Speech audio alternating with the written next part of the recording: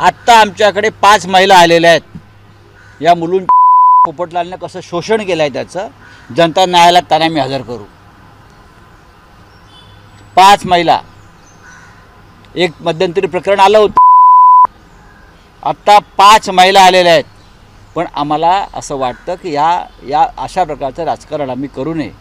त्यालाही बायको आहे, त्यालाही सून आहे, हां कुटुंब आहे। 5 महिला तक्रार द्यायला तयार आहेत या, आणि हा आमच्यावरती आरोप करतो। तुझे न्यूझीलंड हाऊसचे व्हिडिओ मधल्या ज्या काही भगिनी आहेत त्यांना पण आम्ही समोर आणायचं का? गोरेगावच्या रॉयल पाम्समध्ये कुठे कुठे नाड्या सुटलेल्या, कसं तू तिथून सकाळी उठून पळालेलास ह्याची पण थोडी माहिती द्यायची का? म्हणून उगाच सुख्या धमक्या देऊ नकोस।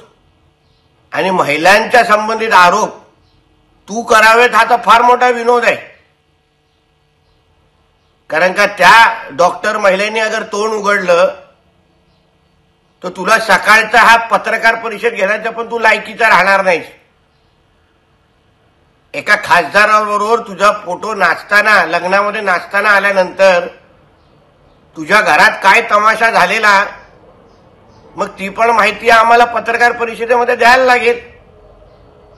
म्हणून काचेच्या घरामध्ये राहणाऱ्या लोकांनी दुसऱ्यांना धमकी देऊ नये। तो हमारे साथ देखते रहिए फाइट अगेंस्ट क्रिमिनल चैनल और पढ़ते रहिए fight against criminal daily newspaper. आज की खबर में बस इतना ही। वीडियो को लाइक करें और चैनल को सब्सक्राइब कर लें जिससे आने वाली वीडियो की नोटिफिकेशन आपको मिलती रहे।